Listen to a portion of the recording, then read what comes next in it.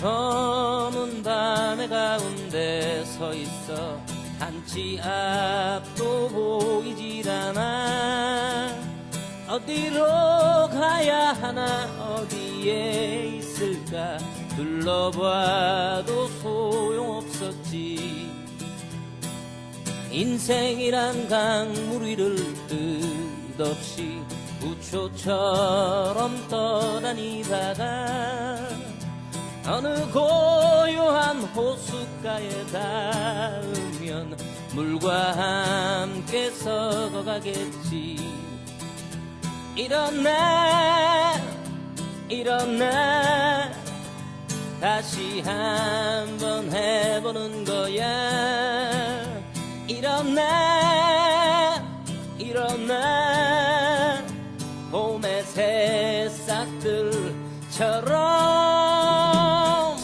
끝이 없는 말들 속에 나와 너는 지쳐가고 또 다른 행동으로 또 다른 말들로 스스로를 안심시키지.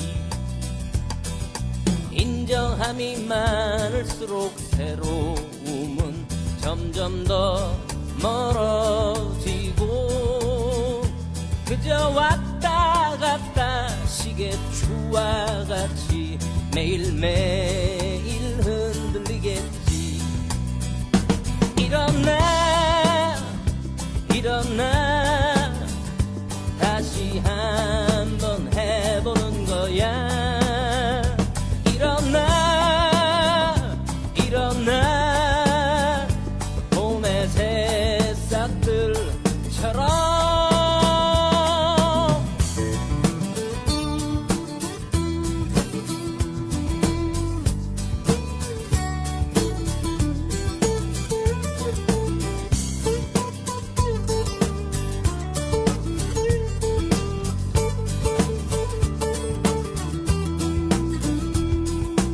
가볍게 산다는 건 결국은 스스로를 얽어내고 세상이 외면해도 나는 어차피 살아있는 걸. 아름다운 꽃일수록 빨리 시들어가고 햇살이 비치면 투명하던 이슬도 한순간에 말라버리지. 일어나 일어나 다시 한번 해보는 거야. 일어나 일어나 봄의 새싹들처럼.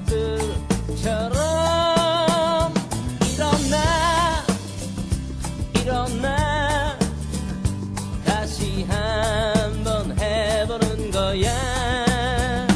일어나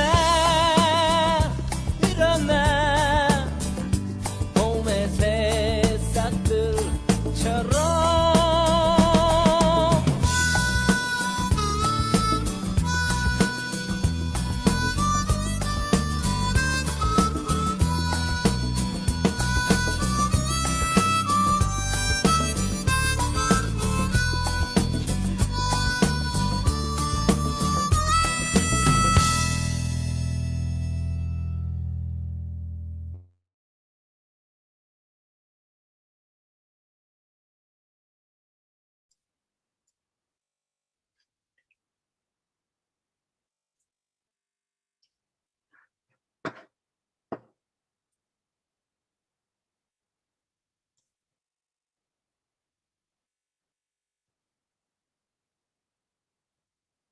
Dear friends of HRNK, good afternoon. Yet another Zoom program. I'm Greg Scarlatoiu, Executive Director of HRNK. Let me begin by thanking my colleague Rosa Park, Director of Program, for her good and hard work preparing this program. Let me also thank our other colleagues and our great team of interns, in particular the social media team that's keeping an eye on this program, preparing to tweet and run our social media. You know who you are. Madeline, Damien, Veronica, Sandra, and all the others. Let me also thank all of the distinguished participants who are here with us virtually today, in particular, our board members, Tom Barker, Ambassador Robert King, Dr. Marcus Noland, also author Melanie Kirkpatrick, and General Gregson, who has so generously joined so many of our programs, and all other great friends of HRNK who are here with us today. We have a very special guest today. I have had the privilege of working with Doohyun Kim for the past few months. Doohyun has joined our research team. Doohyun is first and foremost a bright young scholar, absolutely fluent in English, great spoken, written English. And of course, first and foremost, he's a man of faith. He's a family man who has gone through tremendous ordeals. He miraculously escaped North Korea. He has a very solid understanding, a first-hand understanding of the operations of the North Korean regime and the human rights that are trampled on in North Korea. He experienced an overwhelming personal tragedy. His father died in a North Korean prison camp. He was sentenced to 8 years, passed away after 2, and Doohyun could not even claim his body because that's how North Korea works. One can claim the body only after the completion of the sentence. Doohyun's life story is testament to the difficulty of the issues we deal with, to the ongoing tragedy going on in North Korea. Overcoming the tragedy, Doohyun is now here in the United States together with his wife and their 2 sons. He's a senior at Utah Valley University, where he majors in global politics. He's just about to graduate. Doohyun also studied in South Korea at Seoul Cyber University, where he majored in business administration. Doohyun is also a very successful YouTuber. He has a vocation, a calling for being a YouTuber and an opinion leader. I highly recommend his channel. It is called Escaping Paradise. Doohyun, we don't mean this to be a monologue. We mean this to be an open conversation. So I would like to invite all participants to ask questions via the chat function at any given time. But Doohyun, let me get us started with a question from the moderator, from me. Could you please tell us a little bit about your life in North Korea, your family, your work, and the reason or the reasons why you decided to escape? Hi, Greg. First of all, I'd like to thank you for inviting me here today. I also thank for your loving and fighting for human rights work for North Koreans. When I was in North Korea, I was doing several business like mineral trade or electronics import from China. I don't make much money, but I had enough money to get by. I was involved in countless business in my early age because I didn't serve for North Korean military. You may know all North Korean men are required to serve for military for 10 years from after graduating high school. Also, I couldn't go university in North Korea because of my bad background, family background. I was a son of trader for North Korean government. I don't want to say much about my family, but I have to say about my father. It can be a reason why I escaped North Korea. The biggest reason is my father. I decided to escape North Korea Before I was born, my father served as an officer in the North Korean military. He served in the special military force. It is called the jumper unit. The reason they called it that is because the jumpers they had were exactly like the ones the South Korean military wore. They received intense training on the geography and transportation of South Korea. After the Korean War, North Korea was planning for another war with South Korea. Around that time, the Secretary of Defense of the North Korean Army, Chung Bong-kim, you may heard about him, gained increasing too much power. Kim Il-sung, who is Kim Jong-un's grandfather, felt threatened by him. So he executed him. Any person who supported Chung Bong-kim in close proximity was executed as well. Of course, the special force he had created was disbanded, and those soldiers serving there were discharged by force. Any military man who is removed from duty will be labeled for the rest of his life.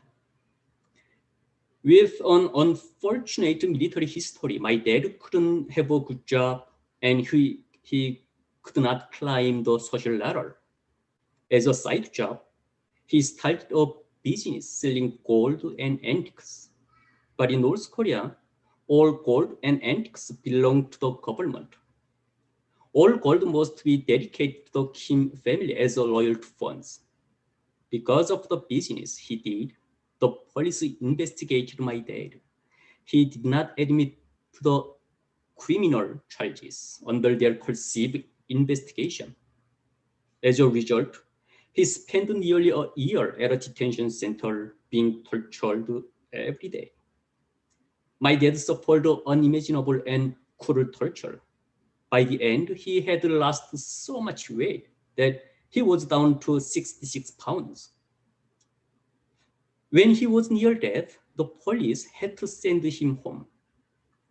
As soon as he returned home, he dropped the handwritten complaint letter to the Organization and Guidance Department of the Central Committee of the Workers' Party of Korea.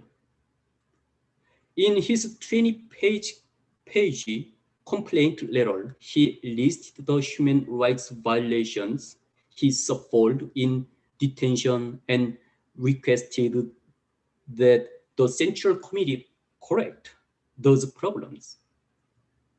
But the government's reply was the completely opposite. One day, the police invaded our home again and took my dad to jail. He wasn't even strong enough to move when they came. In North Korea, most people don't know the words human rights. In a place where there is no such things as human rights, it is a dangerous and serious problem for the government. If anybody raises awareness of those rights. To the North Korean government, my dad was a nuisance who disrupted the paradise they had created. Because of the letter, he was imprisoned. We never saw him again. 2 years later, we heard from a family friend who is a cop that our father had passed away. We never found out how or when he passed away because there's no official way to confirm that information. I believe that the North Korean government killed my father because he was the type of person who could lead other people to oppose the government, even in prison. He was sentenced to prison for 8 years, but we found out he passed away after 2. Therefore, his body had to stay with them for 6 more years before it could be returned to us. We are at a loss of what to say because of the inhumane law. But even that didn't happen. The truth is North Korean government doesn't return the bodies of so-called curators to their families. The bodies are cremated and spread in the mountains or rivers. After my father's incident, I realized that North Korea was not in fact a paradise on earth, but hell. That's how my 3,000-mile journey to freedom began. Doohyun, I know it's not easy. It's extraordinarily difficult to share those painful, those tragic memories. This organization, the Committee for Human Rights in North Korea, has documented through satellite imagery analysis the presence of the existence of cremation facilities in many of North Korea's prison camps. And we are aware of this ultimate punishment of denying the families even this basic fundamental right of having the bodies of their beloved ones back. Doohyun, so you did see the light. You did escape from North Korea. We also know that so many in North Korea, everyone in North Korea is subjected to an overwhelming level of indoctrination, brainwashing. How does that work in North Korea?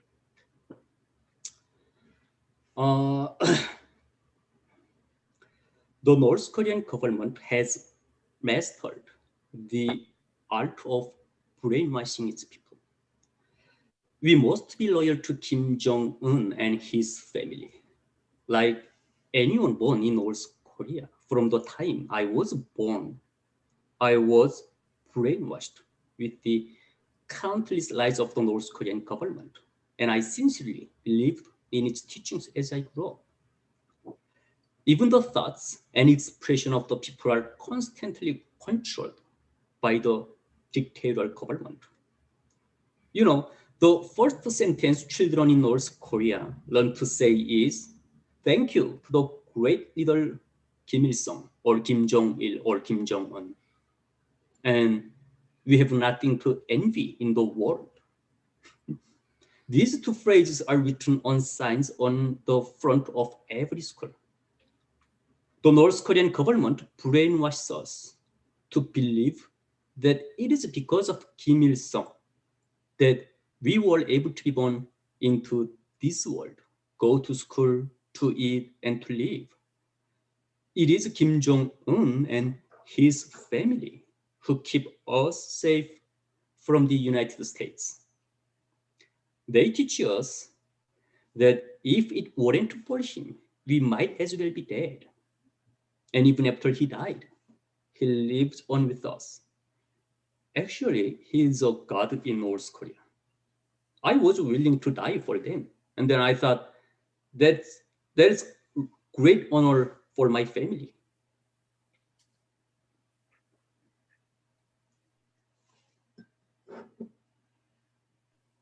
That's an extraordinary statement, Doohyun. I was ready to die for them. And this is certainly one part of the story, the indoctrination and the brainwashing. Now, what about the other side of the story? What about the surveillance that goes on in North Korea? After all, there are 270,000 agents of 3 internal security agencies for a population of 25 million. How does that work? The surveillance system. The North Korean surveillance system is very sophisticated and systematic. The citizens are surveilled in various groups.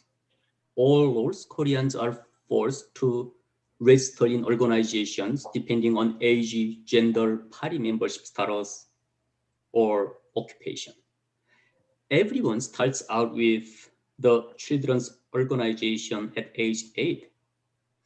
All children from age 8 to 14 have to join Joseon Children's Union. From then on, the children survey and are surveyed by each other. once a week, organizations gather and hold a meeting we call Sum of Life. I don't know it is correct in English. In Korean, that's 생활청화. It is mandatory. To put it simply, it is a meeting where you report to others what you did wrong and what you've observed about others' wrongdoings. Phrases such as, I didn't do anything wrong this week, or the person I surveyed didn't do anything wrong, are not acceptable. You must report something that you did wrong, even if you have to make it. Also, you have to report something about the person you surveyed. This is all about loyalty. If you criticize others a lot, you are loyal. If you receive lots of criticism, you lack loyalty. So for how long do they have to criticize each other like this? For the rest of their lives until death. After the age of 14, there's the Youth Alliance, Women's Alliance, and the political party organization. If you join the party, you have to be involved in organizations for the rest of your life. The organizations are essential in tracking people through these meetings. North Korea is able to track people and confirm their loyalty to Kim Jong-un. If you don't participate, you will be sent to jail. And then there's another way that surveys people in secret. North Korea is something similar to America's CIA. It is called the State Security Department. Their main role is to find people who complain about the government and execute them. The security department uses common people to track other people and has them report back. You cannot turn down an offer from the department to be a spy. Why? Because they say the spy work is to protect the supreme leader. So if you turn down the offer, you are saying you won't protect him. The spies may be your coworkers, friends, or neighbors.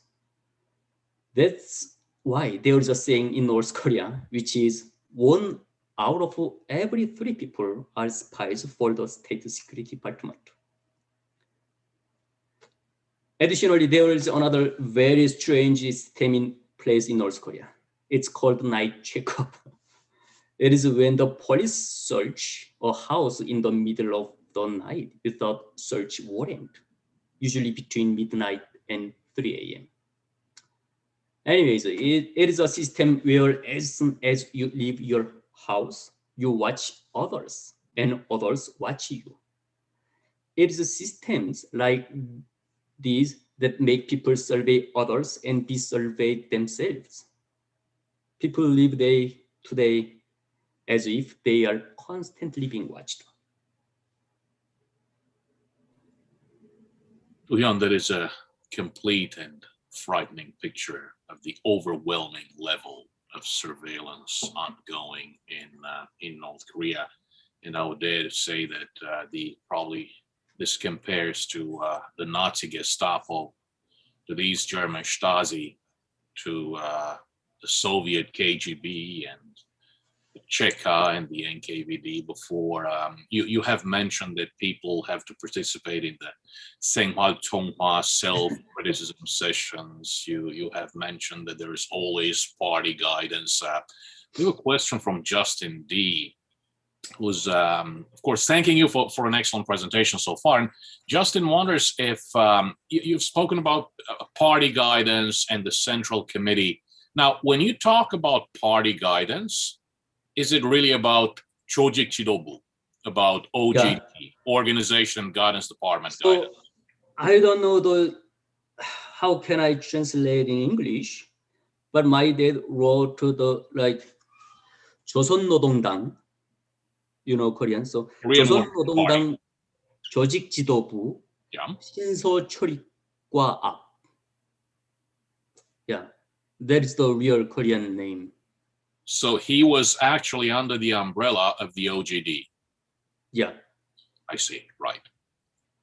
So yeah, when my father written a letter to the organization, the 조직 지도부, few days later, a really high official came to my house.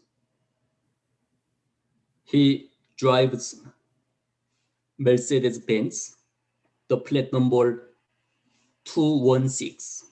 Ah, You know what mean 216? Kim Jong-il's birthday. Yeah, anyone who drives like with that plate number, nobody can stop that car in North Korea. That, February 16th. yeah, that means it is a person who is close to Kim Jong-il or Kim Jong-un. And then several days later, police came again and then took my dad to jail. It is kind of a retaliation, revenge. I really don't know what to say. What a family tragedy, what a personal tragedy, what a tragedy for the people in North Korea. Doohyun, our colleague Rick Hersevoort from the Netherlands is asking you about your views of the outside world and life in North Korea, in South Korea, in the USA. So his question is, what were your views of South Korea and what were your views of the United States while you were living in North Korea? How did these views of South Korea change when you got to live in South Korea? How did your views of the United States get to change while living in the United States? Was there a culture shock, so to say? That's how Rick puts it. Well,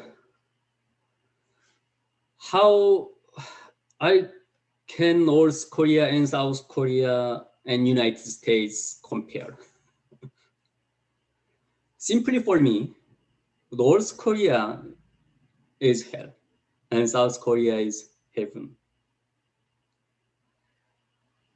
It's not just true that South Korea is a paradise because it has more food and freedom than North Korea.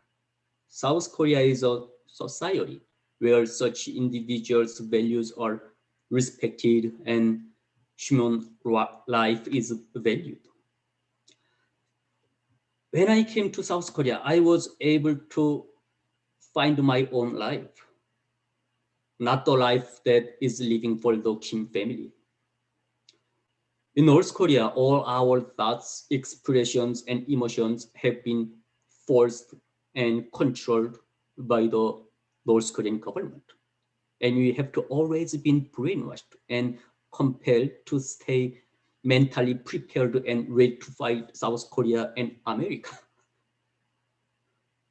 From a young age, we had to go to a public execution site to witness the horrific sights. People starved to death on the streets, but we passed by. Seeing dead bodies was a part of my life. North Korea is not a place where humans live. The word love has become the most awkward word for North Koreans. It was only when I came to South Korea that I was able to find my true self as a human being. As a result, I became an emotional person who truly knows how great the world is, how beautiful flowers are, and graves, even though death of animals. I was really able to find myself, and such a world is heaven for me. In South Korea, of course, there were many difficulties, like kind of some discrimination for North Koreans defectors. But I was okay. I had worked as a financial advisor for 5 years. I made enough money to live on, so I was able to come to the United States as an international student with my wife. Of course, when I first came to the United States, it was not easy because of my poor English. I know still my English is not perfect, but when I first came to the United States, it was horrible. I couldn't hear any like simple one word. But I almost made it. I will graduate on August, and then my wife will graduate on December. We made it, and then we are so happy. Also, we have 2 sons in United States. You know, it's really ironic. We have been taught United States is our greatest enemy country, but we have 2 sons in United States. It is country of my son's hometown. So it is a kind of ridiculous compare North Korea and South Korea and the United States. South Korea and United States is heaven for me. Everything is surprised, like comes out water from underwater without water tank. Where is water tank? And then we can use like cold water, hot water 24/7. It's magic. It's magic, really. And then electricity comes on 24/7. So everything is like life in South Korea and the United States is a life we could not even imagine in North Korea. And it's a great reminder, Doohyun, that we should be grateful and thankful for the many things we have and the many liberties we enjoy here in the United States. The many liberties and the joys of life that South Koreans enjoy. Doohyun, were your sons born here in the United States? Yep, they are American citizens, right? Perfect, yes. Yeah, can you believe it? They could be born in North Korea. What a huge change for your family. That is absolutely terrific. We're getting really good reactions from the audience, from the participants. I'm going to go next to Professor Dr. Esther Kim Konsanim. You have mentioned that, and this is her question, you had a bad background in North Korea because your father was purged for reasons outside his control. Could you please explain how the Songbun system works in North Korea? Did any other members of your family manage to escape to South Korea or elsewhere? So how does this really work? So as we discussed, North Korea is like the surveillance system is very systematic.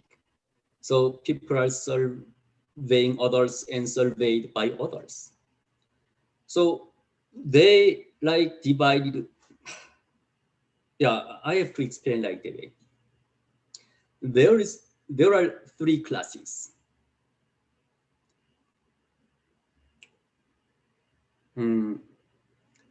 The top class we called tomato.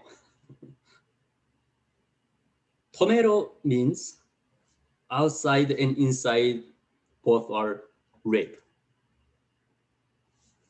So their background and songbun is really good, and they should be like party members.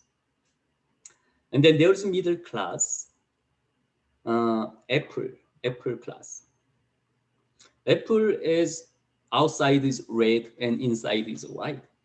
So it depends on situation, they can be changed. And then the lower class, we call the grapes. Grapes is like outside, inside is green grapes. So I was lower than grapes. My background and my songbun was really terrible in North Korea because of my father.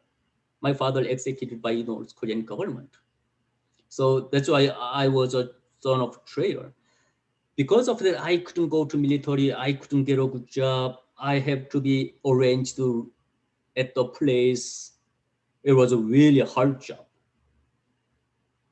So there was no chance to climb the social ladder in North Korea.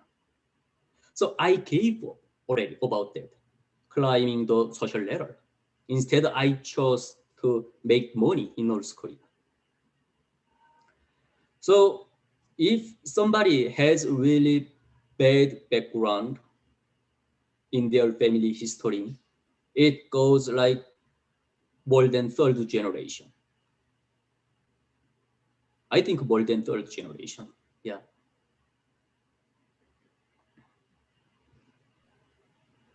Thank you for sharing that, Doohyun. The question from my colleague, our colleague, Michelle Dang, who's asking, how did you manage to escape from North Korea? And what does it take to escape from North Korea? What I have to have? How did you escape? How did you manage to escape from North Korea? And what did you need in order to escape? How is it possible to get out? Escaping North Korea is getting harder and harder under the Kim Jong-un's regime. And nobody can escape anybody who wants to escape. So I made a video about what we need to escape. That first we need a courage to be ready, prepare, ready to die.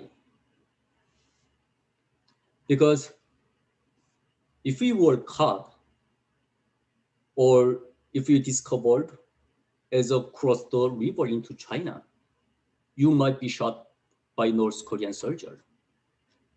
Actually, Kim Jong-un has authorized shooting the defectors when they discovered.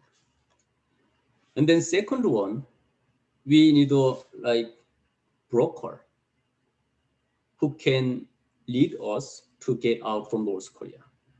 It is guaranteed, even if we had a broker, it's not guaranteed we can be safe, but they can reduce the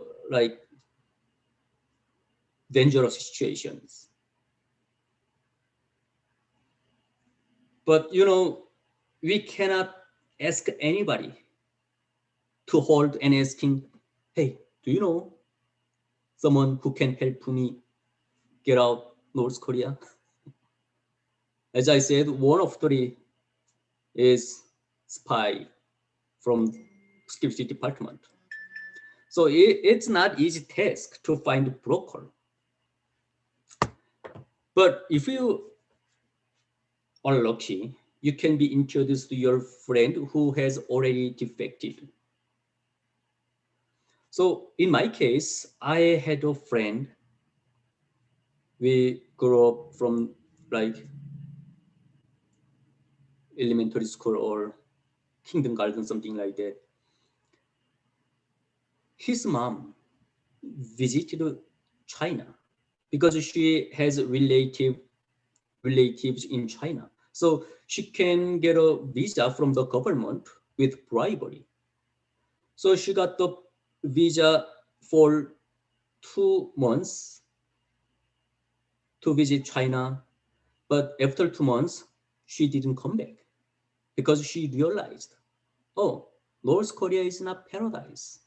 China is much better. And then she decided to stay in China. And then my friend, he turned back from military for 10 years. She was brainwashed really stronger than me.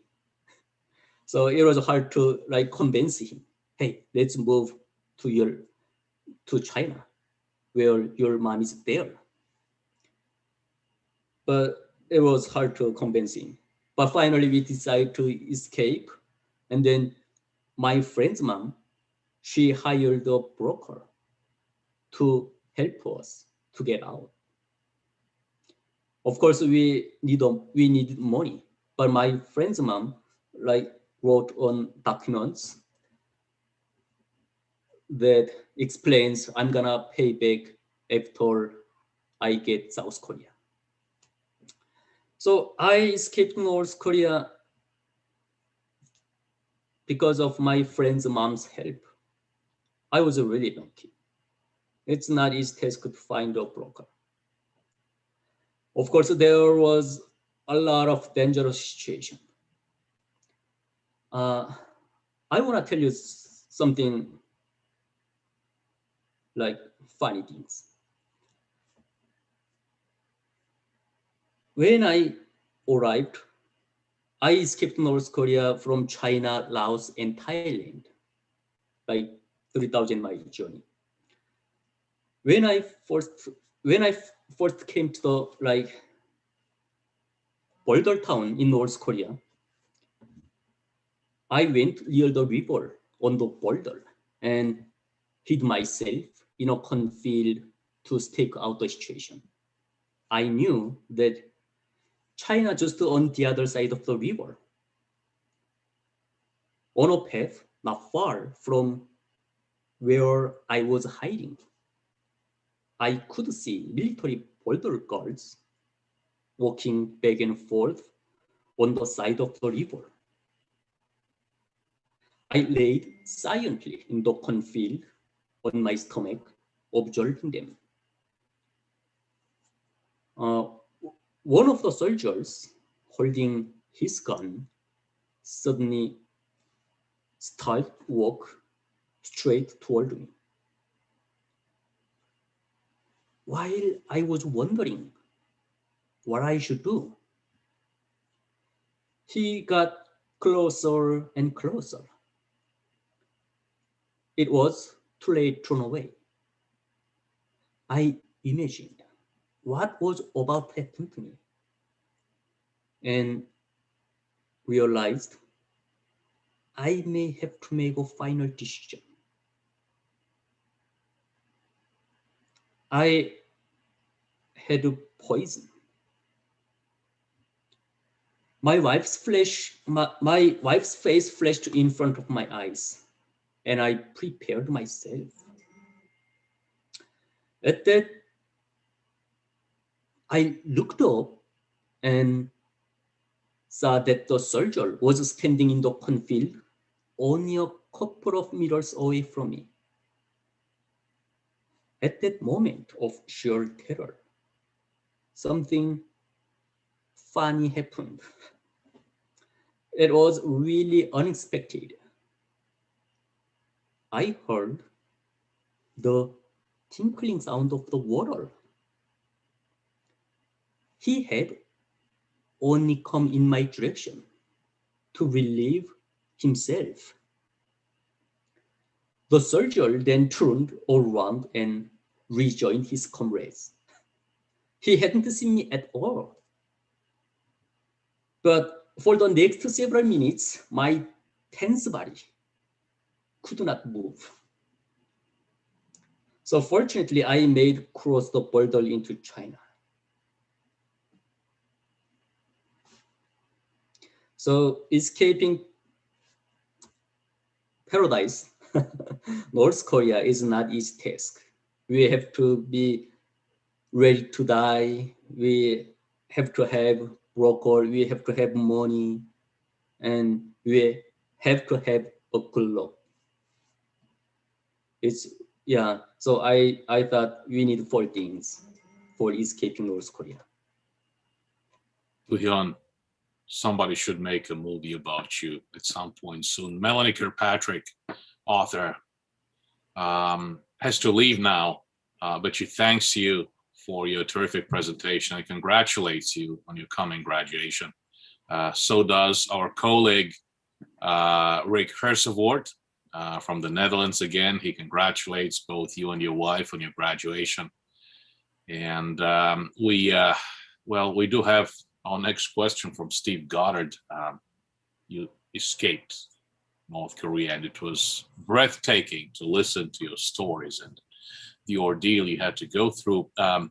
You have spent time in South Korea. Mhm.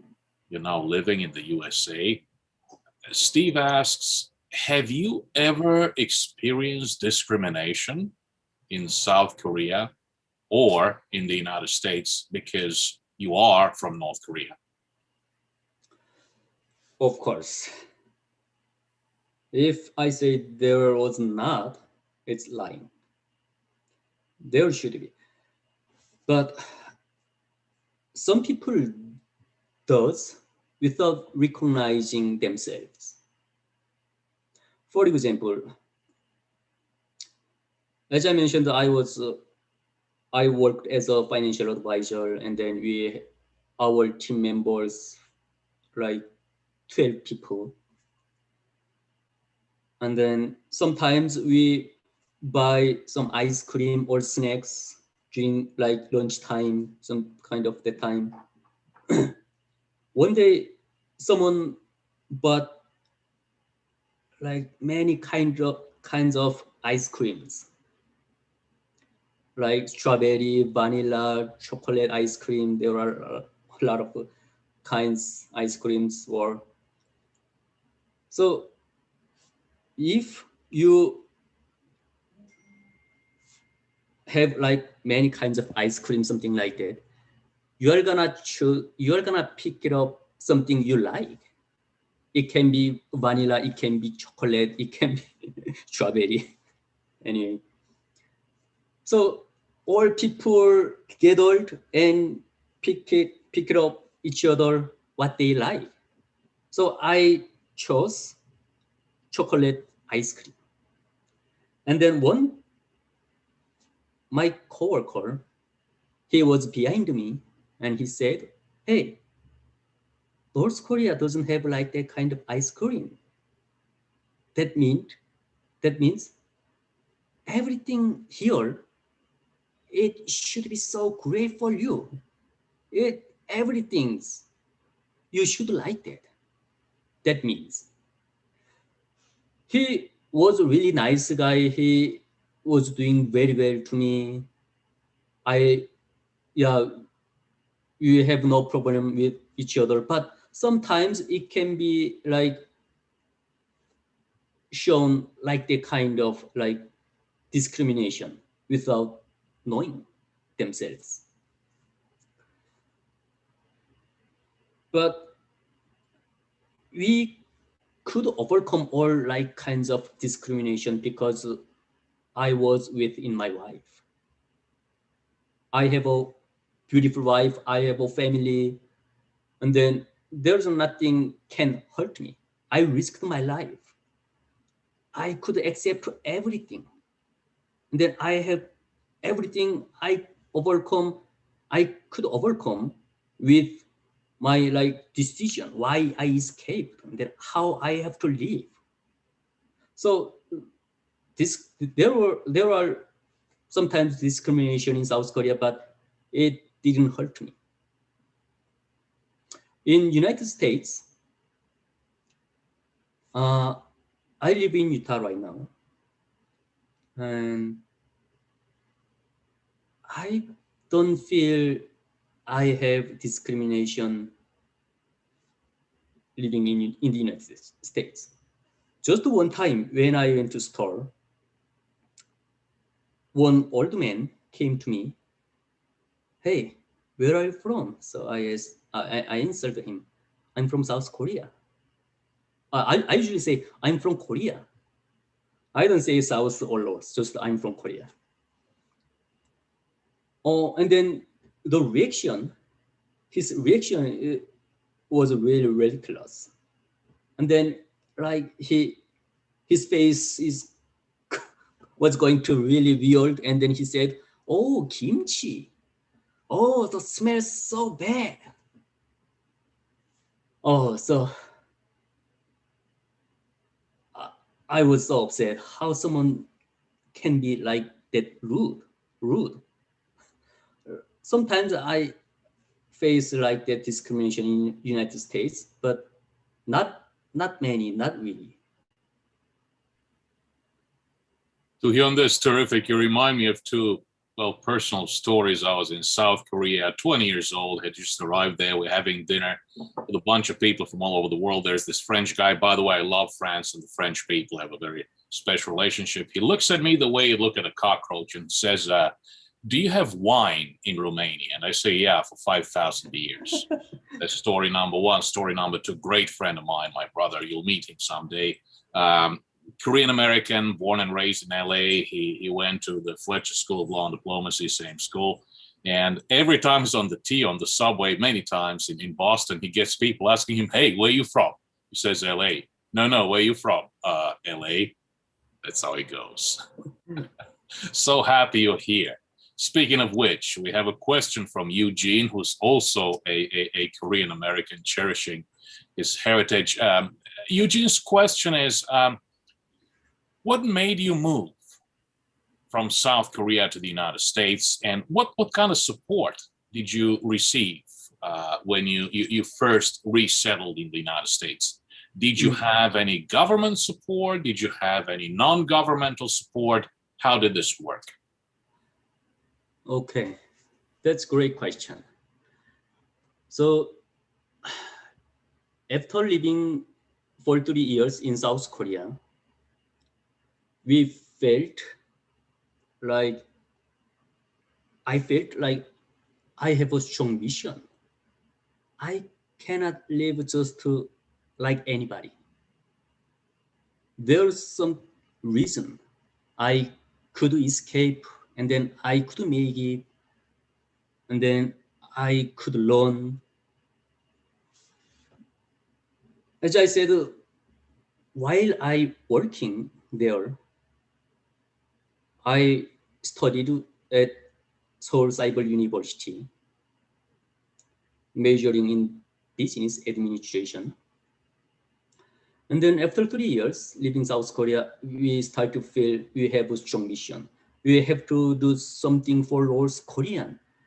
We have to do something for my family in North Korea, my friends in North Korea, for my dad. And then we considered a lot, think a lot, prayed a lot. What can we do? And then we decided we have to get education more. So in South Korea, I don't know the English name, 영국 대사관 문화센터, like cultural center of England embassy. The UK embassy in South Korea. Yeah, they had a program to choose North Korean defector and send to England to get education for free. So every day after work, we went to the Jongno. There's an office, and then we start to learn English to go England. And then also I had been working several years, and then there was some money in my account. And then my mind was starting to change. We have to do something for good thing, and then we have to live like meaningful life. But at that time, we met the eldest Mormon missionaries on the street. And then we were baptized after meeting them. And most people recommended, hey, you should go Utah instead of London. So we decided to go to BYU, Brigham Young University. But we couldn't go there because we have already too many credits we took in South Korea.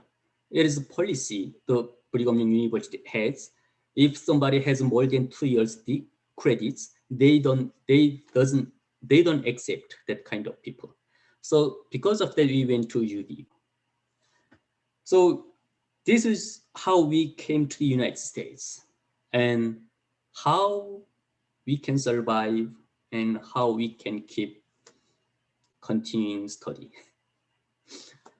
I saved some money in South Korea.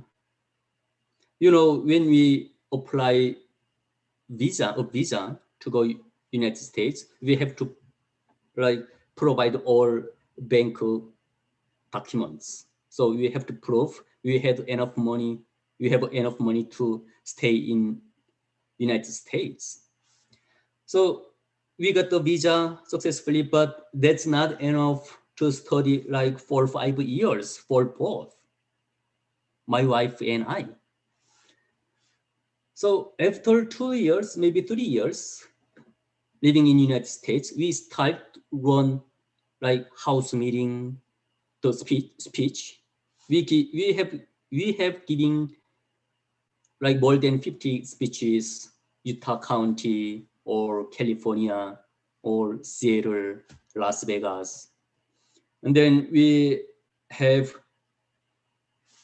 fundraising, house meeting, a lot of like Rotary Club meeting. So there was no support for government grant for us because technically we were the refugee, but we stopped by in South Korea, which means we got the South Korean citizenship. And then we came to United States as a South Korean. Because of that, we couldn't apply with like refugee program or any kind of government to support. Or like tuition, living expenses, that's our own responsibility. And then we made it.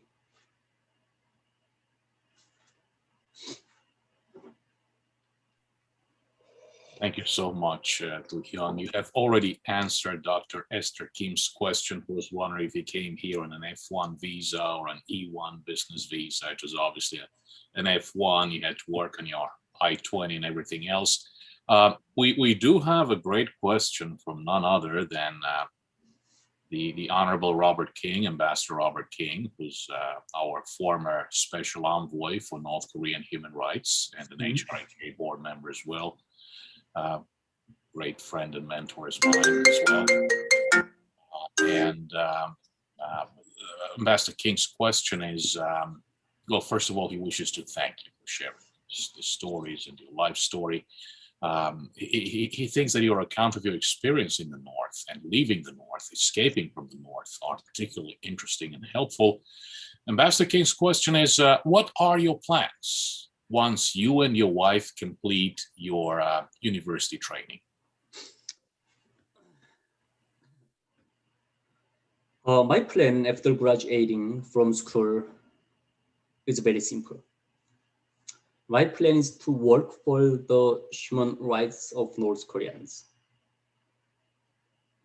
If I could possibly work for the HRNK, I believe it would be the most suitable place for me. In the future, whatever I do, it will be for the North Koreans. Many of my family and friends still live there. And my heart hurts so much when I think of my father, who passed away tragically and could not even bury his body. Fighting for human rights in North Korea is a mission in my life.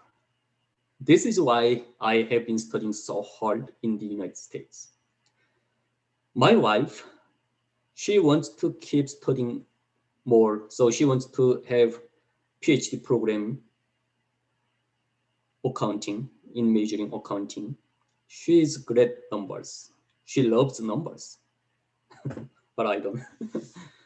So my wife's final goal is to be an accounting professor in the United States. Doohyun, that is a terrific answer, and you've already been making fantastic contributions to this organization, so we're well on track there. Many of us policy people have been spending our entire lives running away from math, science, and numbers. I'm really happy to know that your wife is very good with numbers. We've talked about this.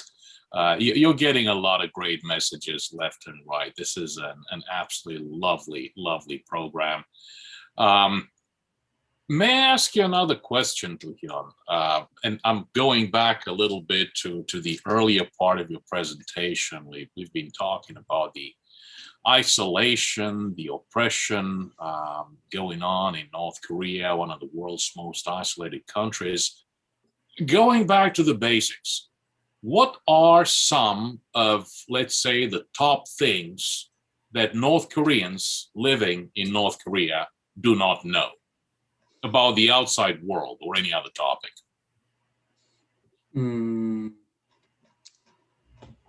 What North Korea? North Korea is completely isolated from the outside. North Koreans don't know anything about the outside world. There's no internet. There's something called the intranet that you could only use in North Korea, but it is closely monitored by the government. Obviously, North Koreans don't know Facebook, YouTube, or Twitter. I think the most important things that North Koreans don't know what human rights and freedom are. The North Korean government brainwashes us from the moment we are born that we are born with the freedom and enjoy it fully. When you travel, you have to report to the government to get permission and a visa for traveling within the country from city to city. And you think that is totally natural. They believe that if you say something bad about the Kim family or government, it is natural that you will be executed or sent to a concentration camp. They don't think being tortured in prison is a serious human rights violation. All humans are like this. If there isn't anything to compare, people don't know what's better or worse. Since being born, you live in one place.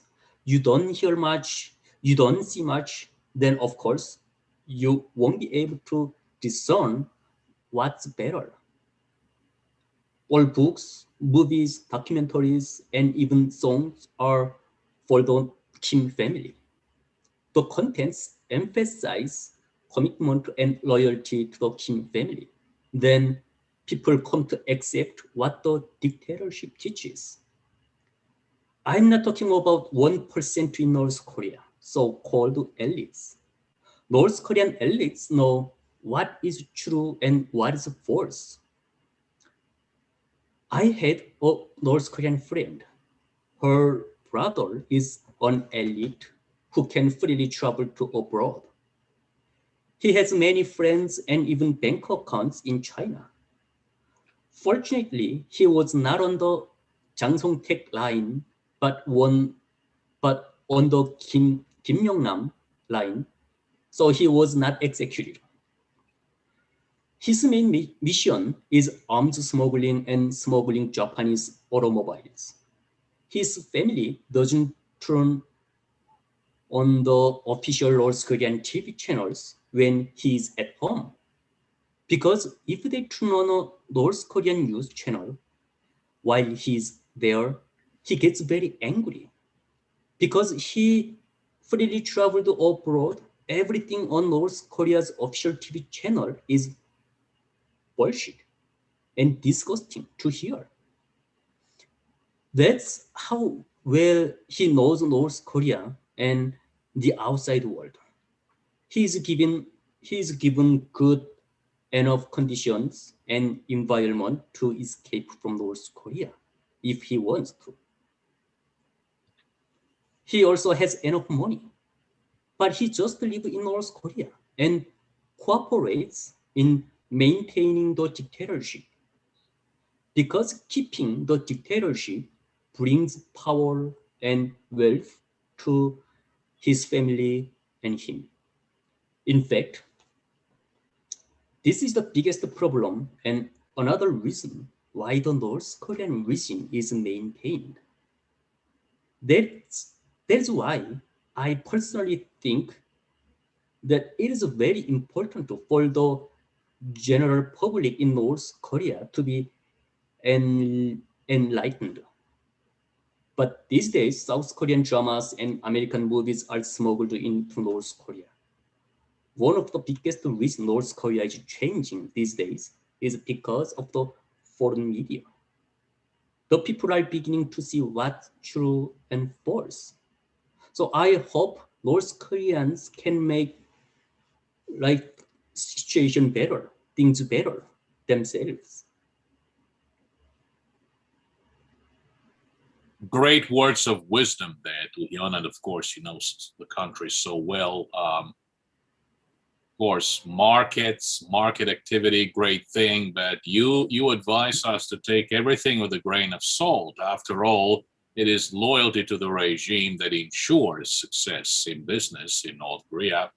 On the other hand, you emphasize another very extraordinarily important aspect, the importance of sending information into North Korea.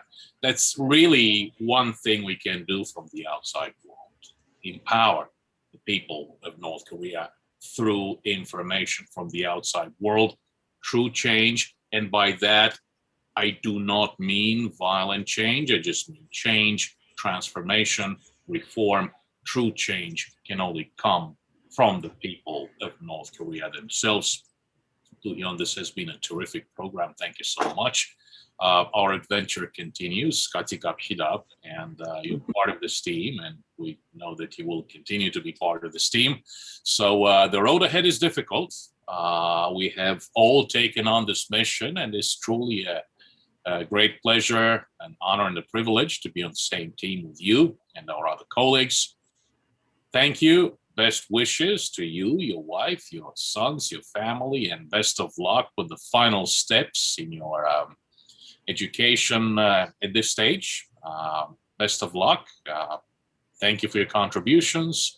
We'll be in touch. Let me once again thank our distinguished participants. We will continue to have hopefully very interesting programs ahead. Report number 50 by HRNK, David Hawk, on measures needed at the UN to address the North Korean human rights conundrum, and a few other interesting programs that we're working on. Doohyun, thank you so much. Have a wonderful afternoon and a wonderful evening. Hi, Greg. Thank you so much. As a North Korean defector, thank you very much for your interest in the human rights of North Koreans. I also thank staff and interns in HRNK for your hard work and interest in human rights in North Korea. Thank you very much. Thank you, Doohyun.